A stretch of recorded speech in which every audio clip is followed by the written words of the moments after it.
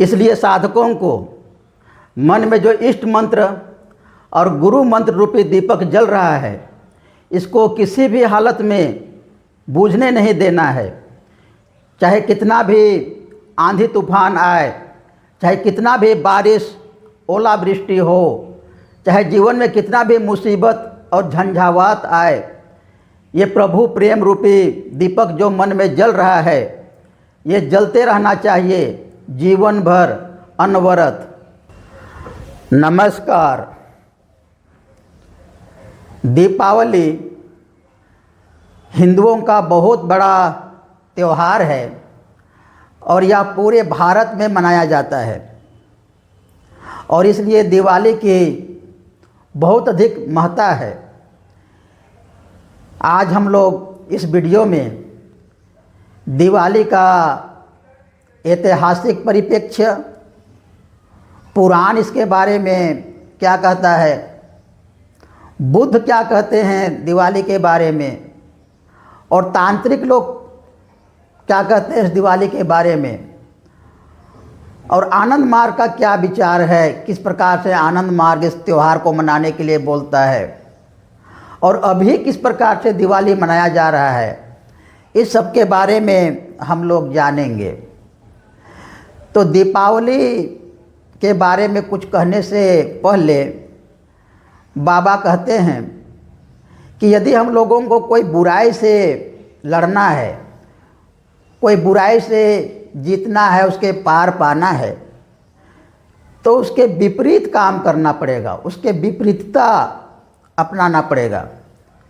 जैसे हम लोगों को क्रोध को जीतना है, कोई क्रोधी व्यक्ति के साथ कभी पाला पड़ गया तो वहाँ पर अक्रोधित रह करके ही हम लोग उसको जीत सकते हैं, क्योंकि क्रोधी अवस्था में तो मन अपना स्वाभाविक काम नहीं करता है और इसलिए और क्रोधित हो जाने से वहाँ पर सब काम ही गड़बड़ हो जाएगा, सब काम गलत हो जाएगा। इसलिए वहाँ पर शांत रह करके ही क्रोधी व्यक्ति से जीता जा सकता है। और यदि कोई असाधु व्यक्ति से कभी पाला पड़ जाए, असाधु से कभी जीतना है, तो वहाँ पर दृढ़तापूर्वक साधुता का व्यवहार करके ही उससे जीता जा सकता है। जैसे कि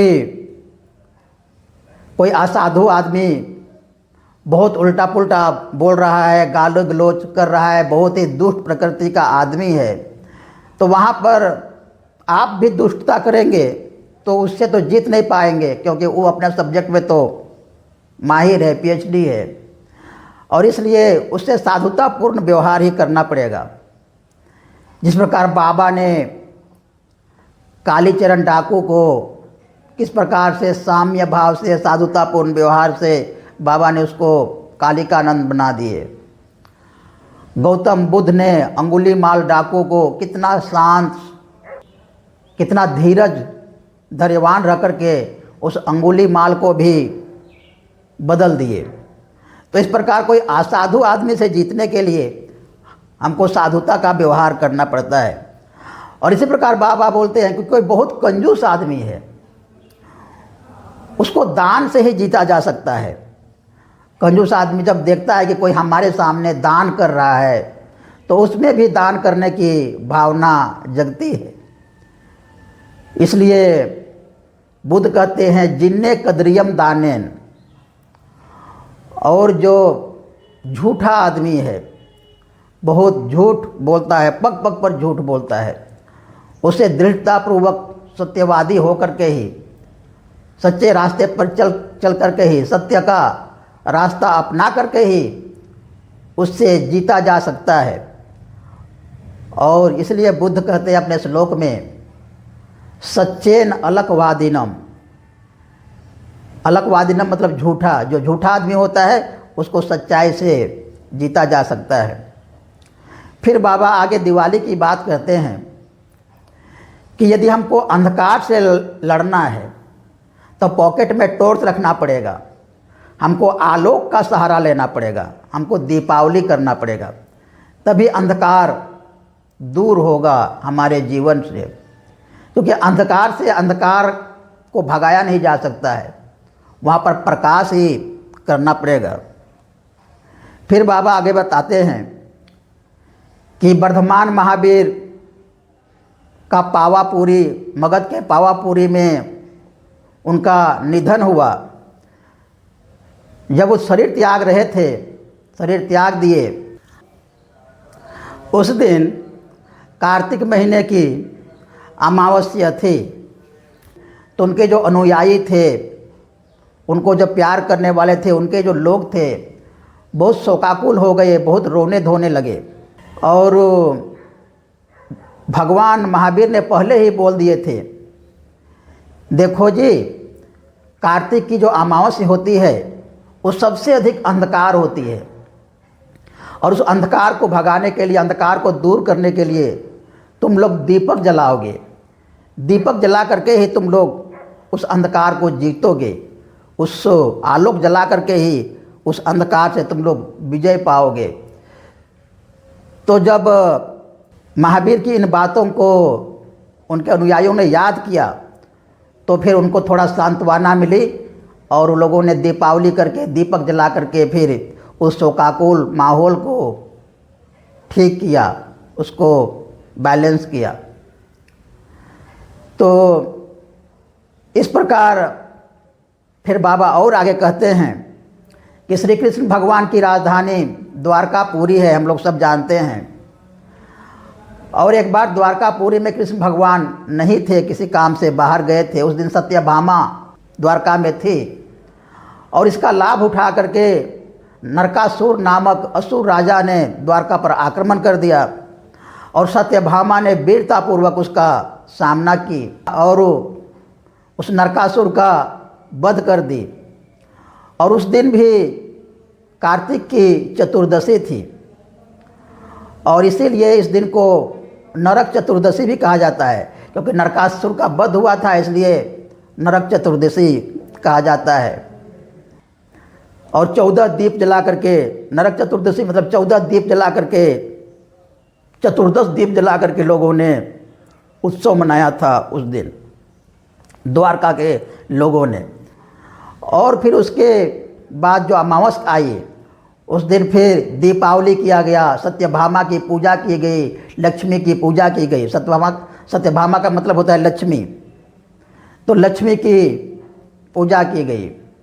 और ये परंपरा आज भी चली आ रही है गुजरात में, राजस्थान में, और गुजरात में विशेषकर मारवाड़ी लोग इसी दीपावली के दिन से ही नया साल मानते हैं, और इसी दिन से अपनी अकाउंट और अपने खाता बही का नवीनीकरण करते हैं, शुरुआत करते हैं दीपावली के दिन से ही। और तांत्रिक लोग जो तंत्र साधना करते हैं, हम लोग देखते हैं कि वो लोग 12 से 3 बजे जो रात्रि होती है, अमावस्या की रात 12 से 3 सबसे अधिक अंधकार होती है, और जो कार्तिक की अमावस्या होती है वो सबसे अधिक अंधकार होती है। तो जो तांत्रिक लोग होते हैं, तंत्र साधना करते हैं शमशान में जा कर के, वो लोग भी इस 12 से 3 बजे के बीच में ही साधना करते हैं, और उस गहन अंधकार में प्रकाश की खोज करते हैं। तो जो बौद्ध के तांत्रिक थे, वो लोग भी इस जो कार्तिक की अमावस्या थी, उसमें उन्होंने जो कालिका, बौद्ध कालिका देवी है, उसका उन्होंने पूजा शुरू किया था। अंधकार की प्रतीक इस प्रकार का मान करके उन्होंने इसकी पूजा शुरू किया था।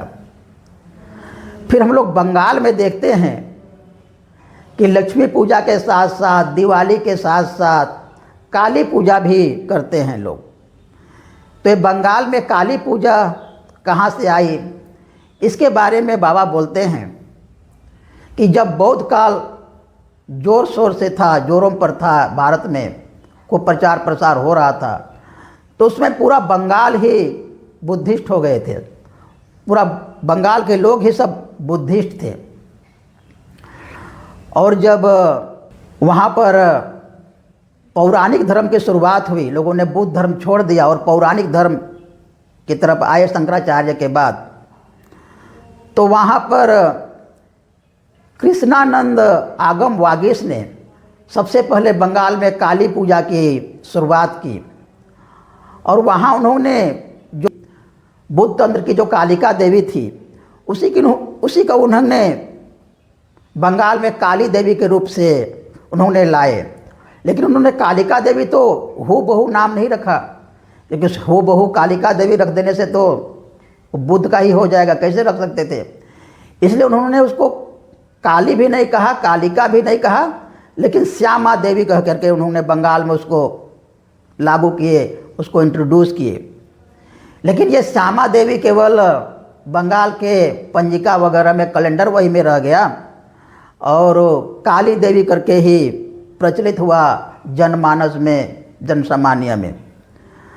और इसीलिए अभी भी बंगाल में काली पूजा भी होती है, लक्ष्मी पूजा भी होती है, और दीपावली भी किया जाता है। दीपावली इसलिए किया जाता है कि कृष्णानंद आगम वागीश ने देखा कि पुराण के शास्त्र भी ये विपरीतता के बारे में बात करते हैं कि जहाँ पर कुछ बुराई से लड़ना है तो हमको विपरीतता अपनानी पड़ती है। दर्शन भी यही कहता है, बुद्ध भी यही कहते हैं, ऋषि भी यही कहते हैं। और इसलिए उन्होंने इस कार्तिक की अमावस्या के दिन दीपावली दिया जलाने का जो प्रथा है, जो विधि है, इसका समर्थन किया। और बंगाल में भी फिर दीपावली मनाया जाता है दिया जला करके। फिर बाबा बोलते हैं कि इसका कुछ व्यवहारिक महत्व भी है। व्यवहारिक महत्व इस प्रकार से, क्योंकि बंगाल मुख्यतः धान की खेती करता है, धान की फसल उपजाते, खरीफ फसल। इस समय धान की फसल तैयार हो रही होती है और कीड़े पतंग बहुत बढ़ जाते हैं इन फसलों में। तो उसका भी खात्मा करने के लिए, ख़त्म करने के लिए लोगों ने दिया जलाना शुरू किया था, क्योंकि उस समय तो इस प्रकार के पेस्टिसाइड वगैरह थे नहीं। तो लोग अपने खेत में, खलिहान में, घर के आसपास इस प्रकार दीपक जला देते थे, तो उसी दीपक में आकर के कीड़े मकोड़े सब मर जाते थे। और इसलिए बंगाल में इसको श्यामा पोका कहते हैं। जो कीड़े दीपक के पास आकर के मर जाते हैं उसको श्यामा पोका, पोका मतलब कीड़ा, कहा जाता है। क्योंकि कृष्णानंद आगम वागीश ने श्यामा देवी कहा कालिका देवी को, तो इसलिए श्यामा पोका। तो इस प्रकार देखा गया कि ये दीपावली के बाद फिर इन कीड़ों का और उतना उत्पात नहीं रहता है, और ये भी इसका एक व्यवहारिक महत्व है। और बाबा बोलते हैं कि अंधकार से लड़ने के लिए प्रकाश की ही आवश्यकता है, और इस प्रकार जो दीपक जलाते हैं, आलोक जलाते हैं, ये तो बाहर का प्रकाश है। लेकिन तांत्रिकों को अंदर का प्रकाश जलाना चाहिए, और अंदर का प्रकाश जलने से ही बाहर का अंधकार भी ख़त्म होगा और अंदर का भी अंधकार ख़त्म होगा। और बाबा बोलते हैं कि मैं भी इसी का समर्थन करता हूँ। ये जो तांत्रिक रीति की जो बात है, अंदर का प्रकाश, इसी का मैं समर्थन करता हूँ। और इसीलिए साधक लोगों को जो अपना जो इष्ट मंत्र रूपी दीपक है, अपना जो गुरु मंत्र रूपी दीपक है, उसको किसी भी हालत में बुझने नहीं देना चाहिए। कितना भी तूफान आ जाए, कितना भी आंधी आ जाए, कितना भी बरसात आ जाए, कितना भी कुछ हो जाए, अपना जो इष्ट मंत्र और गुरु मंत्र रूपी जो दीपक अंदर जल रहा है उसको बुझने नहीं देना चाहिए। उसको अनवरत मृत्यु पर्यंत उसको जलते रहना चाहिए अंदर में। इसकी हमेशा ध्यान साधकों को होनी चाहिए। तो बाबा इसी के पक्ष में हैं। और बाबा फिर आनंद मार्ग के चर्याचर में तुम लोग दीपावली किस प्रकार से मनाओगे इसके बारे में बताते हैं कि एक समय ईश्वर पर निधान करोगे और उत्सव मनाओगे, आनंद उत्सव मनाओगे, और घर को आलोक से सजाओगे, और फिर शोभा यात्रा, तांडव नृत्य के साथ शोभा यात्रा निकालोगे, अतिथियों का सत्कार, सेवा सत्कार करोगे। इस प्रकार का बाबा चर्याचर्य फर्स्ट पार्ट में दीपावली के बारे में बताते हैं। और अभी हम लोग दीपावली के बारे में देखते हैं कि अभी के जो नया युवा पीढ़ी है किस प्रकार से हमारे पर्व त्यौहार को कितना तामसिक तरीके से कितना उसको विकृत करके मना रहा है। बस एक हुड़दंग और एक आतिशबाजी है। अभी जो इतना दीपावली के दिन पटाखे फोड़े जाते हैं, इतना आतिशबाजी की जाती है, ये आतिशबाजी के बारे में कहीं नहीं कहा गया है। और इस आतिशबाजी से, इस पटाखे से कितना नुकसान होता है। पर्यावरण का वातावरण, जो शुद्ध ऑक्सीजन, शुद्ध हवा, जो सबके लिए ज़रूरी है, हमारा प्राण के समान है, ये हमारा मुख्य भोजन है शुद्ध हवा, और उसको इतना गंदा कर देना, उसके साथ इतना हिंसा करना, तो उत्सव के नाम पर, त्यौहार के नाम पर, ये किसी भी तरह से अच्छा नहीं है। और हमको सोचना चाहिए कि दीपावली के दिन जब इतना पटाखे लोग फोड़ते हैं, तो पेड़ों पर जब चिड़िया बैठी होती है, उस चिड़िया को कितना डर लगता होगा। क्योंकि चिड़िया लोग देखते हैं कि थोड़ी सा भी कुछ आहट हो जाने से लोग कितना डरते हैं। तो कोई पटाखा वहीं पर फूट रहा है, वहीं से फुलझड़ी आकाश से गिर करके, आकाश में फूट करके नीचे गिर रहा है, तो चिड़ियों को कितना डर लगता होगा। किसी को दमा का कोई पेशेंट है, अब दमा के पेशेंट को कितना उनको दिक्कत होता होगा इस अशुद्ध वातावरण में।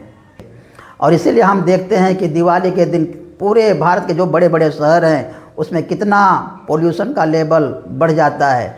दिल्ली वगैरह में तो दिवाली के बाद से ही इस प्रकार की पोल्यूशन बढ़ जाती है। ऐसे दिल्ली में तो केवल मीडिया हाईलाइट करता है इसलिए, बाकी और भी शहरों में इस प्रकार की गंदगी बढ़ जाती है, पोल्यूशन बढ़ जाती है। और हम लोग देखते हैं दिवाली के बाद हम लोग न्यूज़ में सुनते हैं, खबर में सुनते हैं कि इतने घर जल गए, इतने लोगों का हाथ जल गया, इतने लोग पटाखे से जल गए, इस प्रकार का भी हम लोग सुनते हैं। तो इसलिए दिवाली को, सारे उत्सव को, सारे त्यौहार को अच्छे तरीके से मनाना चाहिए, सभ्य तरीके से मनाना चाहिए, ताकि किसी का नुकसान नहीं हो, पर्यावरण का नुकसान नहीं हो और किसी का नुकसान नहीं हो, और उसमें आध्यात्मिकता हो, सामाजिकता हो, और लोगों में प्रेम बढ़े, लोगों में उमंग बढ़े, लोगों में मेल जोल बढ़े। इस बातों को ध्यान रखते हुए दीपावली मनाना चाहिए, ये नहीं कि बस हुड़दंग किया जाए। तो इसलिए आनंद मार्ग में तो बिल्कुल इस तरीके से त्यौहार मनाना चाहिए दीपावली का, क्योंकि आनंद मार्ग के सभी लोग तो साधक होते हैं, परमात्मा के तरफ प्रेम करने वाले होते हैं, पर्यावरण को प्रेम करने वाले होते हैं। इसलिए इस प्रकार की जो आतिशबाजी है, इस प्रकार के जो पटाखा फोड़ना है, इसको तो बिल्कुल ही बहिष्कार करना चाहिए अपने घर में, और जहाँ तक हो सके, संभव हो तो दूसरों को भी बताना चाहिए इसका नुकसान के बारे में। जिसकी बुद्धि जागृत हो गई है, जिसकी बुद्धि शुभ हो गई है, उन लोगों को, दूसरों को सत्पथ पर ले जाना चाहिए, दूसरों को ज्ञान देना चाहिए। तो इसलिए ये दीपावली हुड़दंगी का त्यौहार नहीं है, आतिशबाजी का त्यौहार नहीं है, पर्यावरण को गंदा करने का त्यौहार नहीं है। ये इस दिन अंधकार से प्रकाश की तरफ जाने का त्यौहार है, मृत्यु से अमृत की तरफ जाने का त्यौहार है। और उसी भाव के साथ, उसी अर्थ के साथ इस त्यौहार को मनाना चाहिए। और इसी के साथ आप लोगों की दिवाली शुभ हो, आप लोगों की दिवाली मंगलमय हो, और सबों को नमस्कार।